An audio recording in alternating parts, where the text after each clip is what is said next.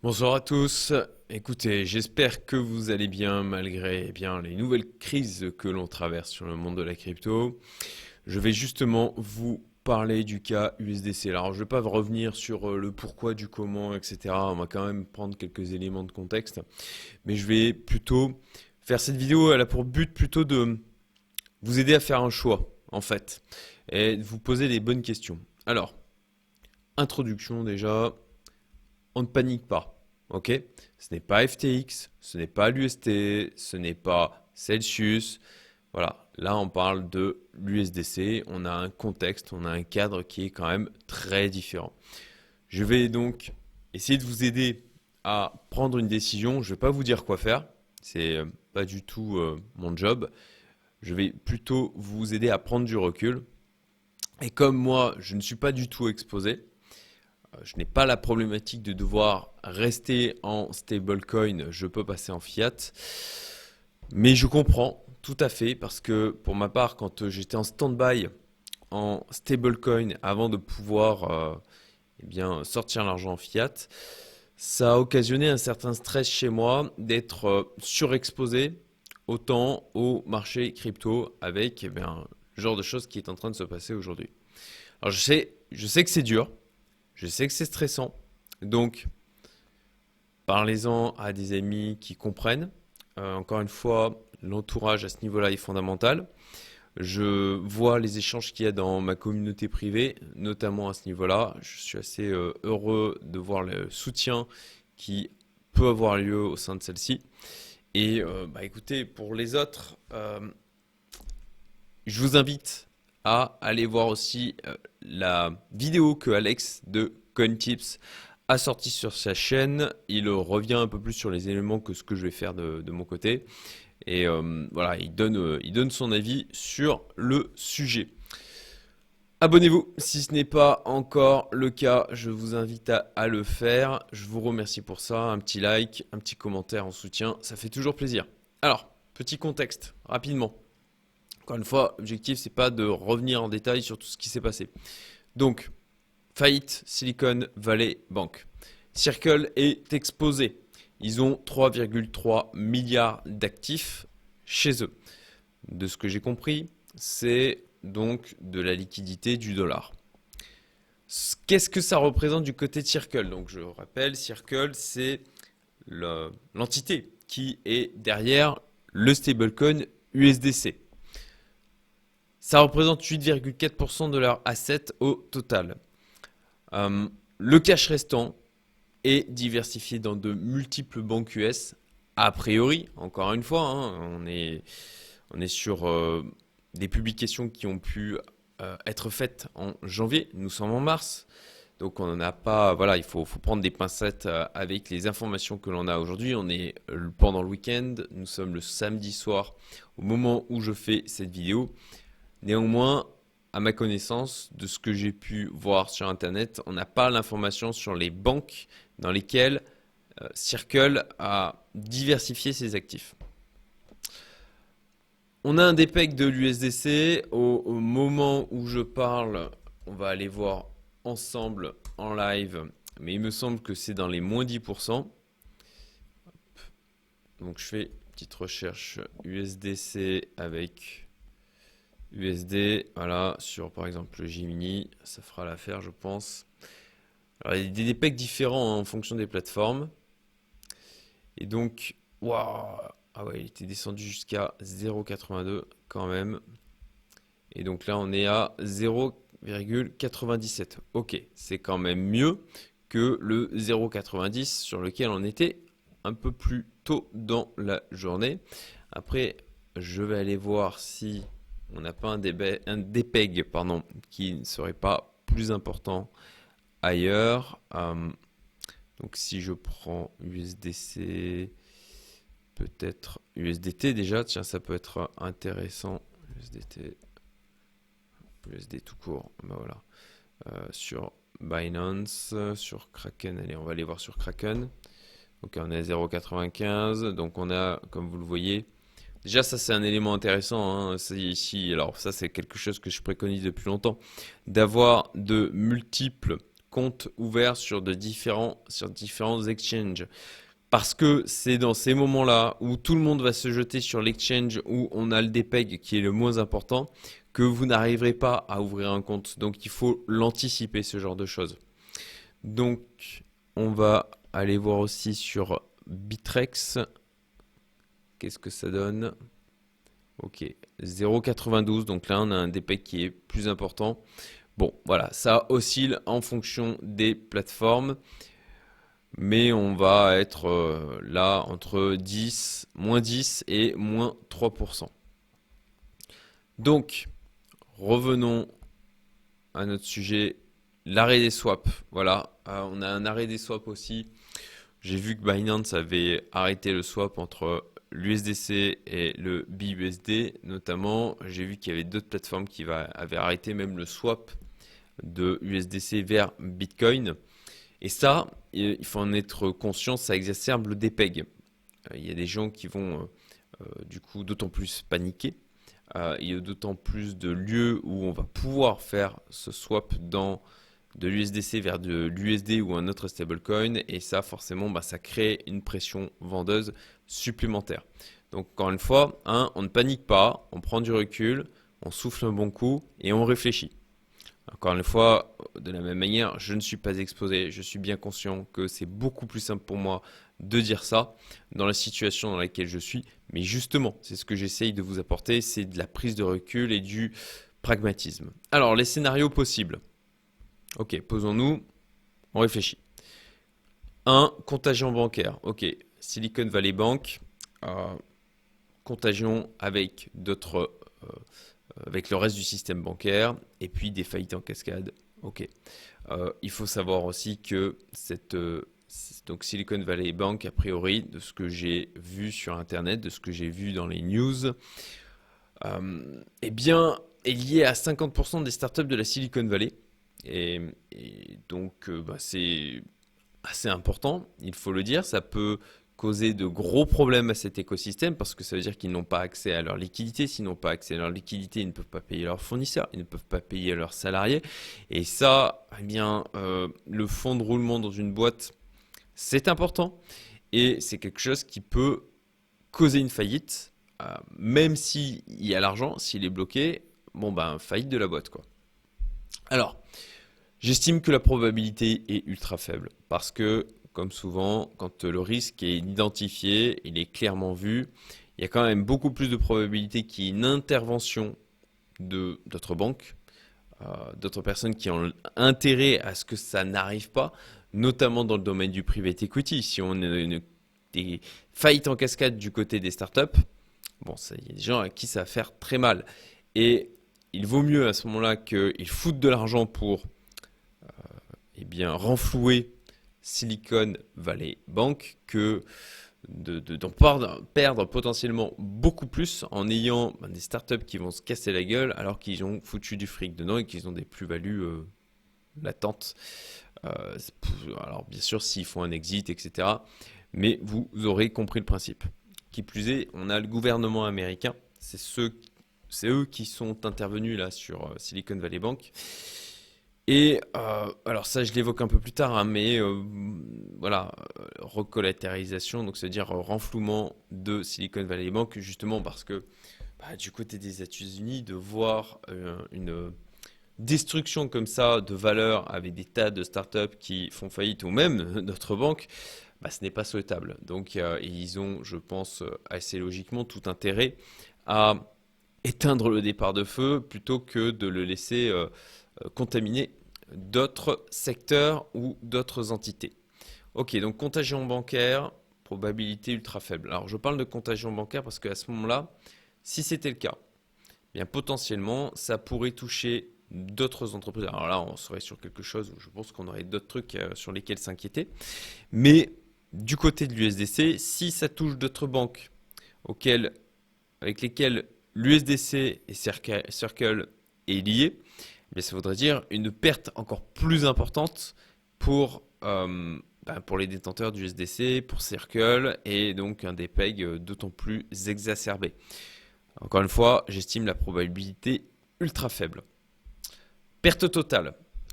Alors, perte totale, ça veut dire que, eh bien, Silicon Valley Bank, Circle ne récupère rien du tout. Alors, il y a une problématique, il y a deux problématiques. Il y a une problématique d'accès là à cet argent qui est bloqué et une problématique de perte in fine après que voilà ils aient travaillé sur le sujet, qu'ils aient regardé les assets, qu'ils aient déterminé à qui ils allaient rembourser quoi en quelle priorité.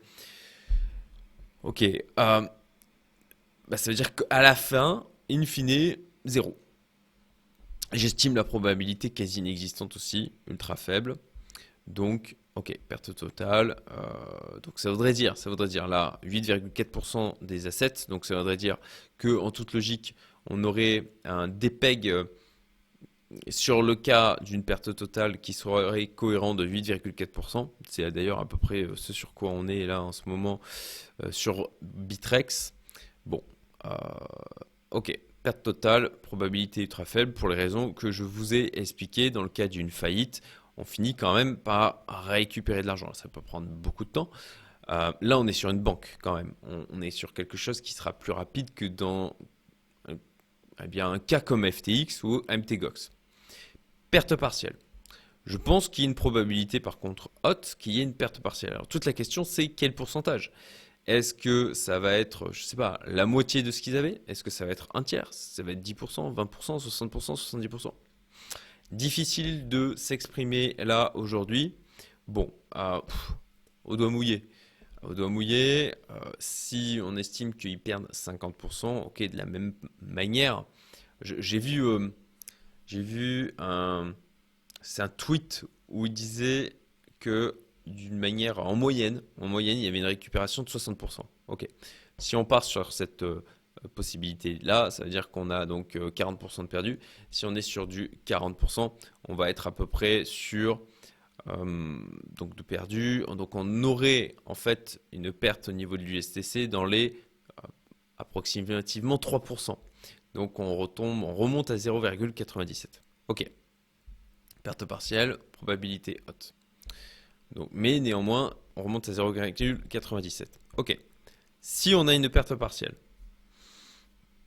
moi ce que je vois, c'est qu'aujourd'hui, avec ce principe, Circle, avec ce principe de stablecoin et donc de garder, d'avoir du dollar et de pouvoir le faire fructifier, ce qu'ils font actuellement, hein, c'est de le placer en obligation d'État américaine pour prendre du rendement là où vous n'en prenez aucun. Donc, vu qu'ils sont sur des obligations de court terme et que d'ailleurs les taux ont bien augmenté dernièrement, bon, et si on part sur un principe, ok, ils perdent 3%. Bon, 3%, je ne me rappelle plus exactement la totalité des assets que possède Circle. Alors, j'ai pas prévu de faire de coupure sur la vidéo, donc je regarde assets, voilà, en live avec vous si j'arrive à trouver l'information rapidement. Ok, là ils disent USDC currently valued à 44 milliards. Ok, 44 milliards, donc effectivement ça correspond au 3,3. Donc 44 milliards si on a en final une perte de quoi? 1,5 milliard.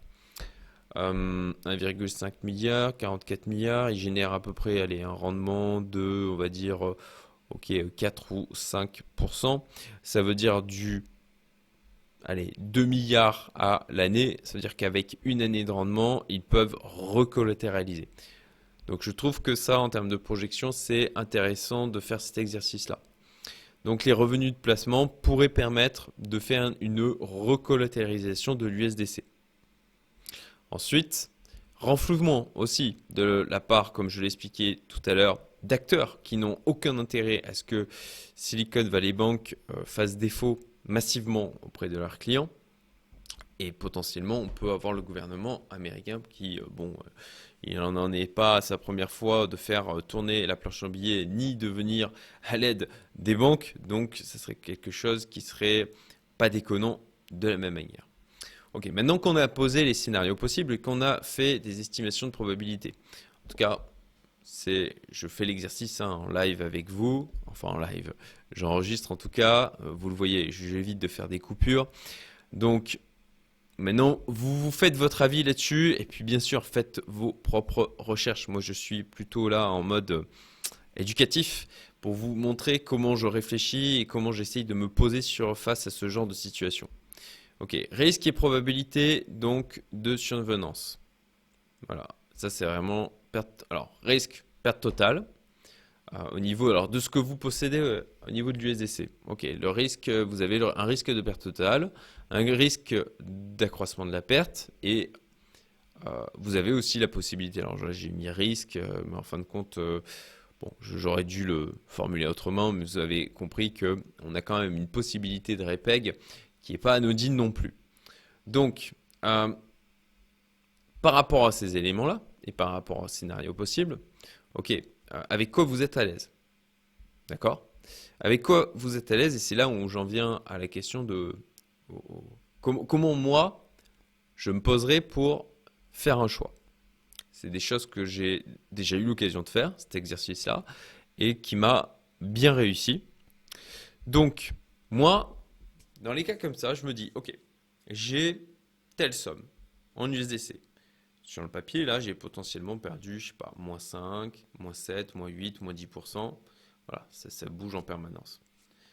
Donc, si je suis par exemple à moins 10%, si cet argent, au lieu d'être dans l'USDC, il était placé dans un autre stablecoin ou il était même en fiat, en sécurité, ok, est-ce que je serais à l'aise avec le fait de me positionner sur l'USDC pour faire un plus 10%, d'accord?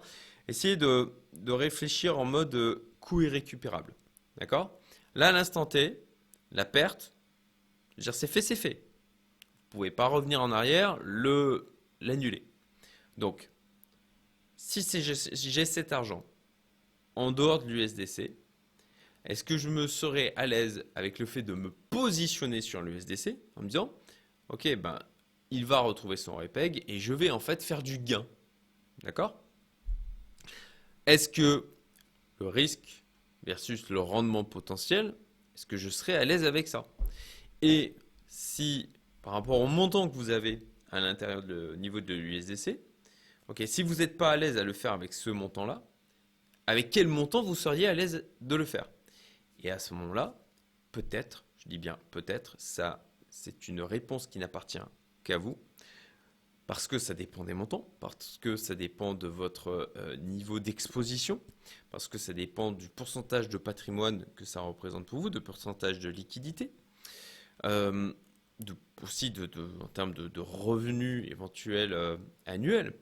Si ça représente, je ne sais pas, mais 10 ans d'argent mis de côté ou 6 mois d'argent mis de côté, c'est très différent.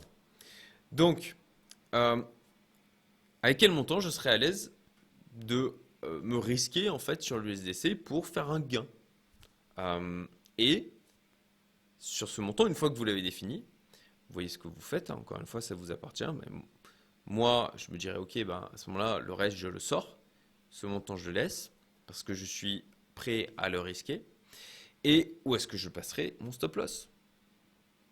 Tout simplement. Comme au final, on le ferait d'un positionnement. Voilà, prendre le problème à l'envers. Oublier que on avait l'argent à un moment donné, par exemple qu'on avait 100 000 K et que là on est tombé à 90 000 K, c'est dire ok, là j'ai 90 000 K, j'essaye d'enlever la notion de perte et l'espoir que l'on a que ça remonte, l'espoir qui euh, n'a aucune logique, qui est uniquement un sentiment qui, voilà, qui drive nos décisions dans le bon ou le mauvais sens. En l'occurrence, je pense que ça serait potentiellement dans le mauvais sens. Donc vraiment de prendre de recul et de se poser et de se dire, ok, qu'est-ce qui me paraît logique de faire? Je pense que vous aurez compris le principe. Alors, il y a quand même des leçons à retenir de tout ça. Après, je vais vous partager un document qui liste les stablecoins. Je l'ai déjà partagé plusieurs fois sur ma chaîne, plusieurs fois dans le Discord et malheureusement, je vois des personnes qui sont en mode full USDC. Et je sais que de la même manière, on se disait, ok, c'est le moins risqué, c'est le plus solide, mais les marchés, ils aiment bien nous piéger, hein. Ils aiment bien nous prendre par surprise. Leçon à retenir. Donc, je sais que ça peut faire un côté donneur de leçons, etc. C'est pas l'objectif. L'objectif, c'est vraiment que vous appreniez de cette expérience et que vous appliquiez du coup des stratégies qui soient différentes. Donc ça, je l'ai déjà dit dans... J'ai fait une série de vidéos où j'explique toute ma nouvelle stratégie d'accumulation, qui est une évolution de la stratégie qui a fonctionné pour moi lors du dernier bull run. Donc j'explique toute ma stratégie d'accumulation crypto. Il y a 3 vidéos là-dessus. Je vous mettrai les liens dans le petit i si vous êtes sur la version desktop et puis en lien cliquable à la fin de la vidéo. Et donc dans la 3e vidéo, j'expliquais à quel point il était important de se diversifier au niveau des stablecoins que l'on garde si on n'est pas, comme moi, expatrié dans un pays où il n'y a pas de plus-value sur... enfin, pas de... Pardon, il y a de la plus-value sur les cryptos, mais il n'y a pas de taxe sur celle-ci. Bon, si vous avez l'obligation de rester en stablecoin, ok, mais diversifiez. Hein, faites pas du all-in sur un stablecoin. En l'occurrence, celui qui semblait le plus solide, c'était l'USDC. Et puis, vous voyez encore une fois ce qu'il se passe. Il n'y a jamais zéro risque. Hein. Diversifier aussi les blockchains. Hein. On a aujourd'hui des stablecoins qui sont présents sur différents layer 1. Et moi, ça me semble pertinent de diversifier aussi à ce niveau-là. Et puis, bon, voilà, si vous pensez à vous expatrier, je pense à certaines personnes que je côtoie qui me parlent de venir notamment à l'île Maurice et qui le prennent parfois assez tranquillou, quoi, et qui ont beaucoup d'argent en attente de ces stablecoins. Eh bien, euh, voilà, on ne sait pas comment la régulation peut changer. Pour ma part, je ne serai pas du tout serein par rapport à cet aspect-là. Et de la même manière, être surexposé en full stablecoin dans le marché crypto, voilà, les stablecoins, on l'a vu de multiples fois, ils sont chahutés en ce moment. Donc, si vous avez la possibilité et la volonté, bien entendu, c'est un choix de vie aussi, hein, c'est pas anodin, l'une des meilleures décisions de ma vie, clairement. Néanmoins, voilà, ça ne convient pas forcément à tout le monde et c'est vraiment quelque chose à réfléchir. Hein. Ça doit aller bien au-delà de juste une notion de fiscalité. Voilà. Mais si vous avez fait ce choix, faites-le le plus vite possible, tant qu'il est encore temps. Document listant les stablecoins, je vais vous le mettre en description de la vidéo. Voilà, je vous le remontre. Donc c'est avec des scores. Hein. Alors effectivement, l'USDC a un score de 90%. Tiens, ça correspond au debug d'ailleurs. Je n'aurais pas en rigoler. Il y a plein de gens pour qui c'est absolument pas drôle actuellement, mais bon, vous comprendrez du coup ce que je veux dire. Voilà. Et puis risque maximum, voilà, typiquement ce que le créateur de ce fichier évoque, c'est dire ok, pas plus de 25% sur l'USDC. C'est des choses qui me semblent assez cohérentes. Donc voilà, de choisir des stablecoins, d'ailleurs il liste aussi des stablecoins dans d'autres monnaies que le dollar, de se diversifier aussi en termes de devises. Aujourd'hui c'est quelque chose qui est plus facile à faire, ça me semble quand même très judicieux. Encore une fois, vous avez aussi le Paxos Gold. Alors là, aujourd'hui tout le monde se jette sur le Paxos Gold. On a du coup un DPEG, mais là, alors non, c'est pas le bon terme du coup un DPEG, mais en tout cas une survalorisation par rapport au cours de l'or qui a fermé à 1807 et qui est actuellement à 1807 dollars, et on a le Paxos Gold qui est à 1937 actuellement parce que tout le monde se jette sur le Paxos Gold. Moi, ça me fait mon affaire. Hein. J'ai un gridbot qui tourne Bitcoin Paxos Gold, mais forcément. Voilà. Actuellement, là, si vous en achetez, je pense que vous pouvez peut-être vous prendre une belle correction lundi avec l'ouverture des marchés classiques ou alors peut-être que ça anticipe aussi les peurs qu'il y a sur des faillites bancaires aux États-Unis en cascade et que c'est peut-être une prévision de ce que ça va donner au niveau du gold lundi à l'ouverture des marchés européens et après du côté des États-Unis et après côté asiatique. Donc comme je vous le disais, j'ai fait une série de vidéos sur stratégie d'accumulation crypto. Une des meilleures séries, je pense, que j'ai faites sur ma chaîne, ultra complet. Je vous livre toute ma stratégie, vraiment en détail. Alors, est-ce qu'elle est parfaite? Certainement pas. Est-ce qu'elle convient à tout le monde? Certainement pas non plus. Mais l'objectif, c'est de vous en inspirer, de vous l'approprier et de vous mettre en place quelque chose qui vous convient à vous. Voilà. Ça, on l'apprend vraiment avec l'expérience. Euh, de juste faire un copier-coller de ce que fait une autre personne, ça ne fonctionne pas. Voilà. Il faut se connaître. Il faut savoir, et on a ses propres problématiques, hein, euh, ses propres aversions au risque euh, et, et barrières mentales aussi. Donc, voilà, il faut vous approprier, et ça, bah, y a pas de secret. C'est avec du travail, des efforts, de l'efficience et de l'expérience. Écoutez, j'espère que vous aurez trouvé cette vidéo utile. Encore une fois, si c'est le cas, merci de liker, de partager, de mettre un petit commentaire.